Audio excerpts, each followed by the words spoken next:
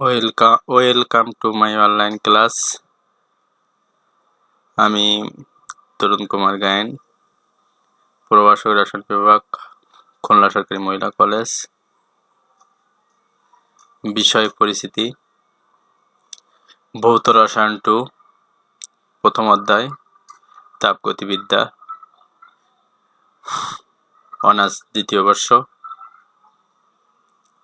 আজকের পাঠ কলিগেটিভ ধর্ম, রাউল্টের স্ফুটনাঙ্ক উন্নয়ন সূত্র এবং রাউল্টের হিমাঙ্ক অবনমন সূত্র। শিক্ষণফল: কলিগেটিভ ধর্ম বলতে পারবে, রাউল্টের স্ফুটনাঙ্ক উন্নয়ন সূত্র ব্যাখ্যা করতে পারবে, রাউল্টের হিমাঙ্ক অবনমন সূত্র ব্যাখ্যা করতে পারবে। কলিগেটিভ ধর্ম। কলিগেটিভ শব্দটি ল্যাটিন শব্দ কলিগেটাস থেকে গৃহীত, যার আবিধানিক অর্থ একত্রে বাঁধা বা একত্রে চলা, অর্থাৎ সহগামী। কলিগেটিভ ধর্মগুলো পরস্পর একে অপরের সাথে নিবিড়ভাবে যুক্ত, নিবিড়ভাবে সম্পর্কিত। কলিগেটিভ ধর্ম বলতে লঘু দ্রবণের সেই সকল ধর্মকে বোঝায় যা দ্রবণে কণার সংখ্যার উপর নির্ভর করে, কোনক্রমে কণার গঠন বা রাসায়নিক প্রকৃতির উপর নির্ভর করে না। কলিগেটিভ ধর্মগুলো হলো বাষ্পচাপ অবনমন, স্ফুটনাঙ্ক উন্নয়ন, হিমাঙ্ক অবনমন, অসমোটিক চাপ।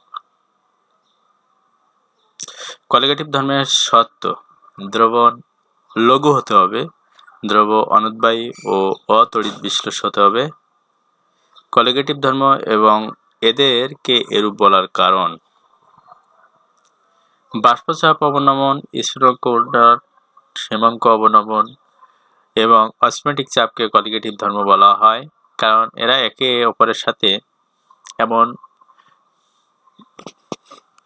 নিবিড়ভাবে সম্পর্কযুক্ত যে এদের যে কোনো একটির মান জানা থাকলে অন্যগুলোর মান সহজে বের করা যায়। কলিগেটিভ ধর্ম বলতে লঘু দ্রবণের সেই সকল ধর্মকে বোঝায় যা দ্রবণে কণার সংখ্যার উপর নির্ভর করে, কোনো ক্রমে কণার গঠন কিংবা রাসায়নিক প্রকৃতির উপর নির্ভর করে না।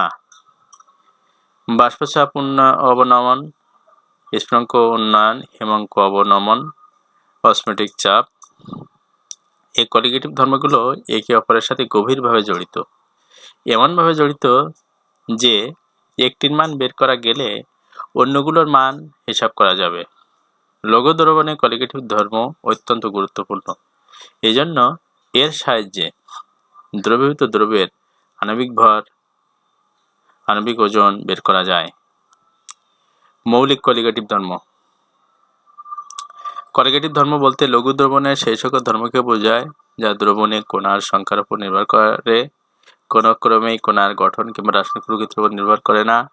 কলিগেটিভ ধর্মগুলো মধ্যে বাষ্পচাপ অবনমন সবচেয়ে গুরুত্বপূর্ণ, কারণ এর সাহায্যে অন্য তিনটি ধর্মকে ব্যাখ্যা করা যায়। যেমন দ্রাবকে অনুদ্বায়ী দ্রব্য দ্রবীভূত করলে বাষ্পচাপের অবনমন ঘটে, ফলে দ্রবণের বাষ্পচাপ বায়ুমণ্ডলীয় সমান করতে হলে বেশি তাপের প্রয়োজন হবে, ফলে দ্রবণের স্ফুটনাঙ্ক দ্রাবক অপেক্ষা বেশি হবে। একইভাবে বাষ্পচাপের অবনমন ঘটলে হিমাঙ্কের অবনমন ঘটে। আবার দ্রাবক এবং দ্রবণের বাষ্পচাপের পার্থক্য থাকে বলে দ্রাবক অণু স্বতঃস্ফূর্তভাবে অর্ধপ্রবেশ্য পর্দার মধ্য দিয়ে দ্রাবক থেকে দ্রবণের দিকে গমন করে, ফলে অসমোটিক চাপের সৃষ্টি হয়। এজন্য বলা যায় দ্রাবকের বাষ্পচাপ অবনমন সর্বাপেক্ষা মৌলিক। স্ফুটনাঙ্ক, বয়লিং পয়েন্ট: সাধারণত আমরা স্ফুটনাঙ্ক বলতে অনেকে বলে থাকি যে তাপমাত্রায় কোনো তরল ফুটতে থাকে তাকে স্ফুটনাঙ্ক বলে। এটি কিন্তু অ্যাকুরেট ডেফিনেশন না। অ্যাকুরেট ডেফিনেশন হলো যে তাপমাত্রায় কোনো তরল পদার্থের বাষ্পচাপ তার উপরিস্থিত সাধারণ বায়ুমণ্ডলীয় চাপের সমান হয় সে তাপমাত্রাকে ওই তরলের স্ফুটনাঙ্ক বলে। এটি কিন্তু মূল সংখ্যা, এটি কিন্তু সবাই মনে রাখবা। আবার বলছি, যে তাপমাত্রায় কোনো তরল পদার্থের বাষ্পচাপ তার উপরিস্থিত সাধারণ বায়ুমণ্ডলীয় চাপের সমান হয়, সাধারণ বায়ুমণ্ডলীয় চাপের সমান হয় সে তাপমাত্রাকে ওই তরলের স্ফুটনাঙ্ক বলে। স্ফুটনাঙ্কে তরল এবং বাষ্প পরস্পর সাম্যাবস্থায় অবস্থান করে। গুরুত্বপূর্ণ কথা, স্ফুটনাঙ্কে তরল এবং বাষ্প পরস্পর সাম্যাবস্থায় অবস্থান করে। রাউল্টের স্ফুটনাঙ্ক উন্নয়ন সূত্র। প্রথম সূত্র কি আমরা জেনে নেই। কোনো তরল দ্রাবকে কোনো অনুদ্বায়ী দ্রব্য দ্রবীভূত করলে, তরল দ্রাবকে যদি অনুদ্বায়ী দ্রব্য দ্রবীভূত করি তাহলে কি হবে, দ্রাবকের যে স্ফুটনাঙ্ক বৃদ্ধি পায়, স্ফুটনাঙ্ক বৃদ্ধি পায় তা মোলালিটির সমানুপাতিক।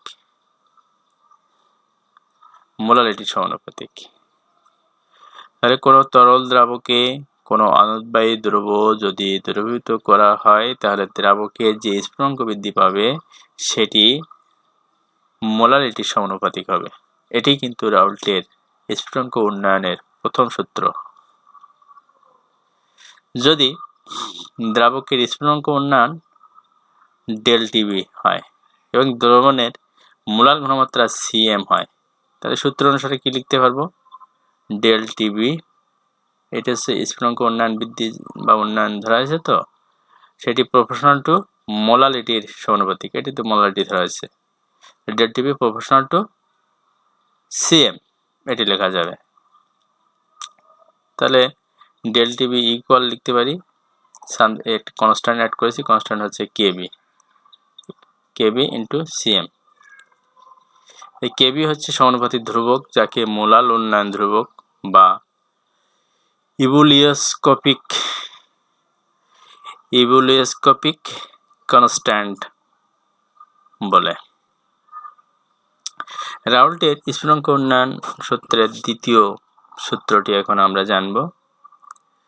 যদি সমমোল পরিমাণ, মোল সংখ্যা মোল একই হতে হবে, বিভিন্ন দ্রব্যকে সমমোল পরিমাণ হতে হবে, বিভিন্ন দ্রব্য, একাধিক দ্রব্য যে সময় একই মোল সংখ্যার হবে সেগুলো নিয়ে আমরা কি করব, পৃথকভাবে একই ওজনের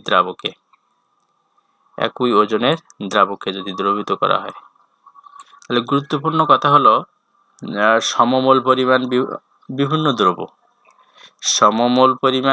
দ্রব্যকে পৃথকভাবে একই ওজনের দ্রাবকে দ্রবীভূত করে যদি হয় তাহলে সকল ক্ষেত্রেই দ্রাবকের স্ফুটনাঙ্ক উন্নয়ন একই হবে। তো সকল ক্ষেত্রে কি হবে, সকল ক্ষেত্রে দ্রাবকের স্ফুটনাঙ্ক উন্নয়ন একই হবে। এটি হচ্ছে কিন্তু দ্বিতীয় সূত্র। যদি এ বি দুটি ভিন্ন পদার্থের প্রত্যেকটি n মোল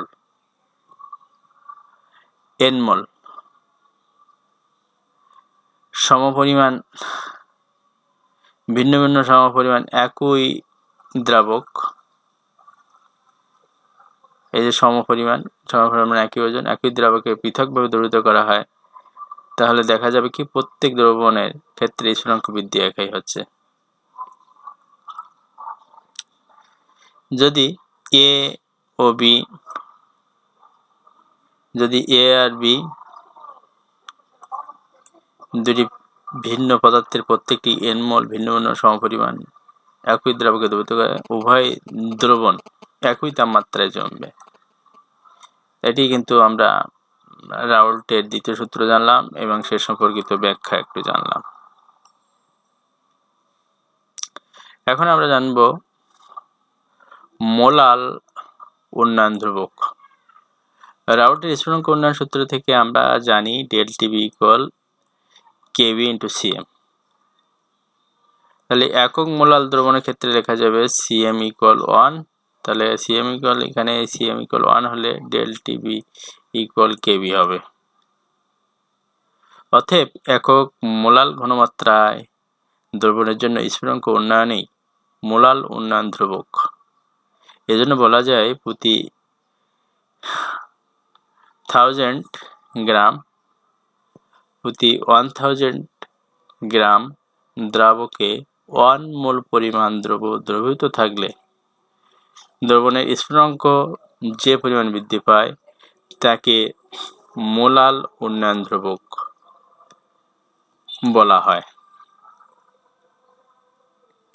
মোলাল উন্নয়ন ধ্রুবকের একক কি আমরা জানব। আমরা জানি del TB equal KB into CM. তাহলে কেবি ইকুয়াল লেখা যায় ডেল টিবি বাই সিএম। এই টিবি তো টেম্পারেচার অফ বয়লিং, তাহলে এই টেম্পারেচার একক কেলভিন, এসে একক কেলভিন। আর সিএম তো মোলাল উন্নয়ন, মোলাল ঘনমাত্রা উন্নয়ন, তাহলে সেটির একক মোল পার কিলোগ্রাম। তাহলে কেবি ইকুয়াল কি পেয়েছি kilogram kelvin divided by mole per kilogram. তাহলে কেবির একক kelvin per mole kilogram, that is kelvin per molal. এটি কিন্তু মোলাল উন্নয়ন ধ্রুবকের একক আমরা পেলাম। তাহলে মোলাল উন্নয়ন ধ্রুবকের একক কি কেলভিন পার মোলাল। স্ফুটনাঙ্ক উন্নয়নে তাপগতীয় প্রতিপাদন।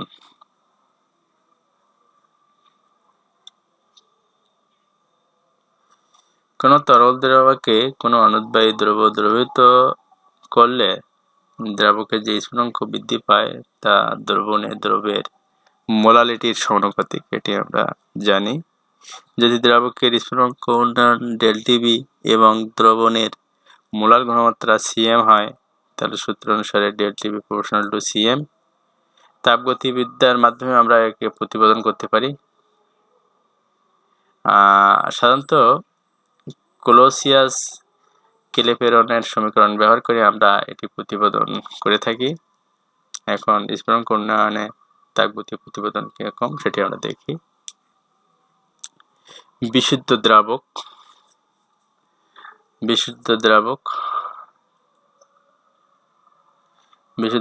আমরা এখানে ধরেছি, এখানে এই যে বিশুদ্ধ দ্রাবক, এই যে সলভেন্ট লেখা, লঘু দ্রবণ 1, এই যে লঘু দ্রবণ 1 সলভেন্ট 1, লঘু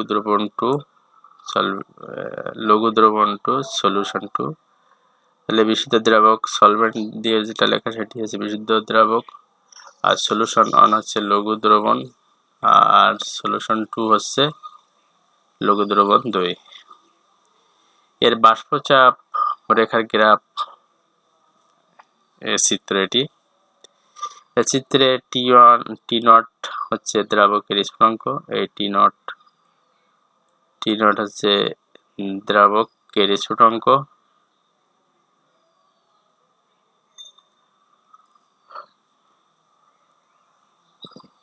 T1 হচ্ছে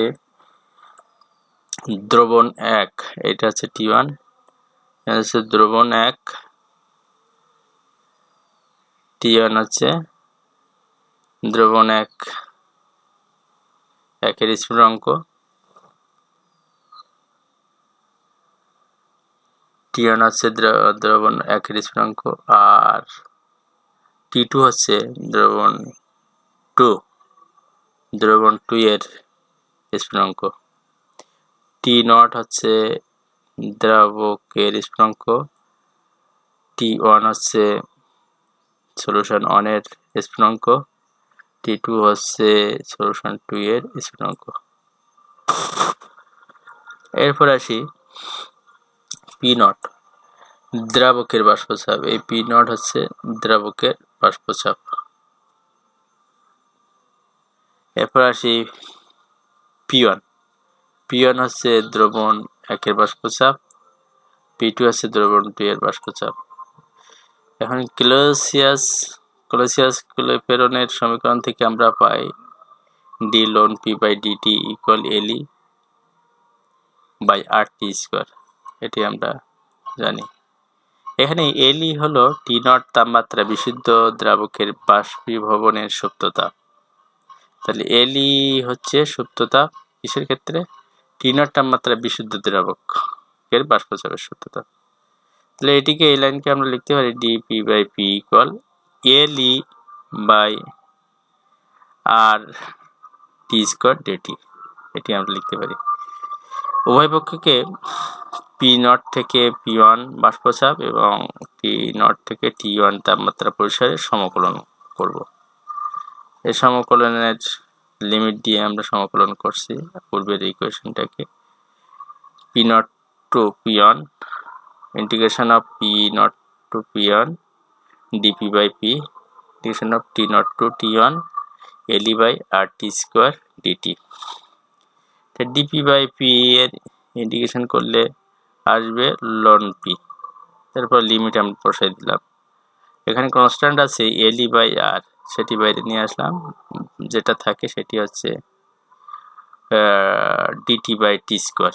dt by T স্কয়ারের ইন্টিগ্রেশন যদি আমরা করি তাহলে -1/t হবে। -1/t এর লিমিট আমরা বসাই দিলাম। তাহলে এখানে আমরা লিমিটগুলা ভিতরে বসালে ln P0 by P1 পাবো, তারপরে পাবো Le by R, এটা 1/T0 minus 1/T1, এটি আমরা লিমিট বসানোর পরে পাবো ln P0 by P1 equal লেখা যাবে Le into T1 minus T0 divided by R into T1 into T0, এটি কিন্তু আমরা পাবো।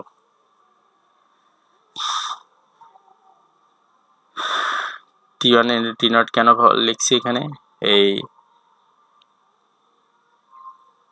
এইটি এরপরে আসি আমরা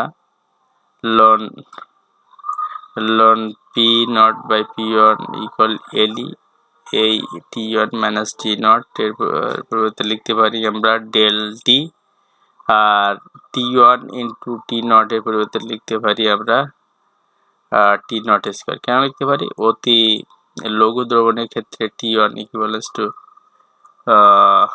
T0, তাহলে T0 into T ইকুয়াল আমরা লিখতে পারি T0 স্কয়ার, সেজন্য এখানে লিখেছি। তারপর পরে ln P0 by P1 equal Le del T R into T0 square. এরপরে আমরা লিখতে পারি ln P0 by P1 equal Le RT by Le del T into R into T0 square. এরপরে আমরা রাউটের সূত্র অনুসারে জানি P1 by P0 equal x1। x1 হচ্ছে দ্রাবকের মূল ভগ্নাংশ, তাহলে এটি লেখা যায় P1 by P0 equal 1 minus x2, এটি কিন্তু দ্রবের মূল ভগ্নাংশ x2। x2 হচ্ছে দ্রবের মূল ভগ্নাংশ।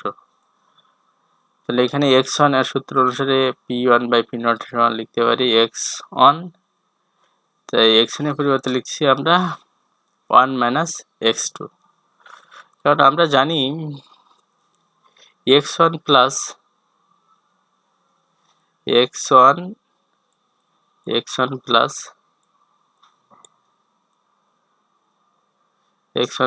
x2 equal 1 আমরা জানি, এটি আমরা জানি, তো এটাই কিন্তু লিখেছি। এখানে x1 ছিল, তো সেটির পরিবর্তে লিখতে পারি 1 minus x2। এখন লঘু দ্রবণের ক্ষেত্রে হবে ln P1 by P0 equal x2 হবে, কারণ এই ln 1 minus x2 লঘু দ্রবণের ক্ষেত্রে এর সামনে ln 1 minus x2 equal equals to x2 হবে। এই সমীকরণ, এই যে 5 নম্বর সমীকরণ যেটি লিখেছি p1 ln p1 by p0 equal x2 যেটি লিখেছি সেটি আমরা 3 নম্বর সমীকরণ অনুসারে লিখতে পারি। 3 নম্বর সমীকরণ যদি আমরা একত্রে করে দিই তাহলে লিখতে পারি x2 equal le into del tb by rt not square, এটি কিন্তু আমরা লিখতে পারি। তাহলে del tb কে আমরা একপাশে নিয়ে আসলাম, নিয়ে আসার পরে আর T not square by le হবে ইন্টু এটা কিন্তু ইন্টু n2 বাই n1। এই n2 হচ্ছে দ্রবের মোল সংখ্যা আর n1 হচ্ছে দ্রাবকের মোল সংখ্যা। তাহলে লেখা যাবে del tb equal R T not square by le into এই n2 এর পরিবর্তে লেখা যাবে w2 বাই m2, এটি লেখা যাবে। তারপর হচ্ছে del tb equal R T not square divided by le by m1, এখানে যে m1 ছিল সেই m1টা এখানে লেখা যাবে। তাহলে w2 into m2 by w1 এটি লেখা যাবে।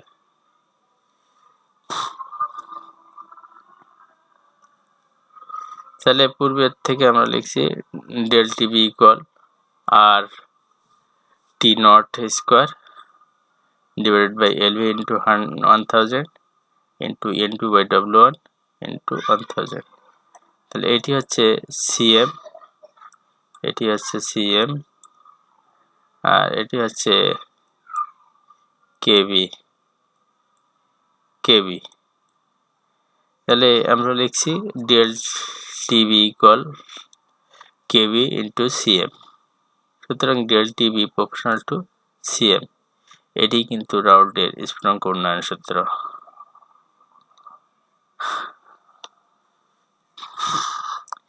এরপর আসি হিমাঙ্ক। যে তাপমাত্রায় কোনো পদার্থের কঠিন এবং তরল উভয় অবস্থায় বাষ্পচাপ সমান থাকে তাদেরকে বলা হয় হিমাঙ্ক। রাউল্টের হিমাঙ্ক অবনমন সূত্র।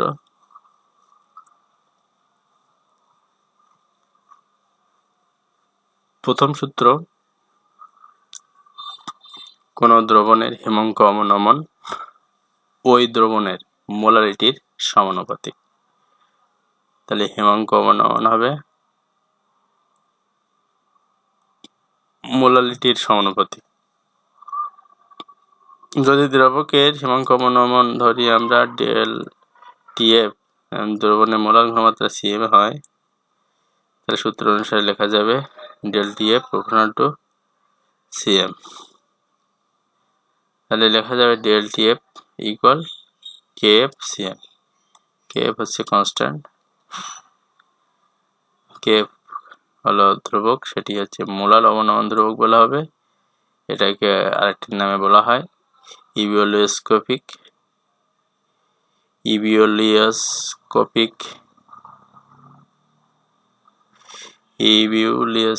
কনস্ট্যান্ট। তাহলে এটি হচ্ছে রাউল্টের হিমাঙ্ক অবনমন সূত্রের প্রথম যে সূত্রটি সেটি। এরপরে রাউল্টের হিমাঙ্ক অবনমন সূত্রের দ্বিতীয়টি আমরা জানব। কোন নির্দিষ্ট দ্রাবকের সমান পরিমাণ, দ্রাবকের পরিমাণ সমান হতে হবে। সমান পরিমাণের মধ্যে যদি বিভিন্ন দ্রব্যের সমান সমান মোল দ্রবীভূত থাকে তার দ্রাবকের পরিমাণ একই আর দ্রব্য যেটি আমরা যোগ করছি সেটি মোল একই, মোল সংখ্যা একই। তাহলে প্রতি ক্ষেত্রে একই পরিমাণ হিমাঙ্ক অবনমন ঘটবে, এটি কিন্তু দ্বিতীয় সূত্র। তাহলে আমরা দ্বিতীয় সূত্র জানলাম, অবনমনের দ্বিতীয় সূত্র জানলাম। এরপরে মূল্যায়ন। রাউল্টের স্ফুটনাঙ্ক উন্নয়ন সূত্র ব্যাখ্যা করো। বাড়ির কাজ। স্ফুটনাঙ্ক উন্নয়নে তাপ গতি ও প্রতিপাদন করো। সহায়ক বই। ধন্যবাদ সবাইকে এতক্ষণ সঙ্গে থাকার জন্য।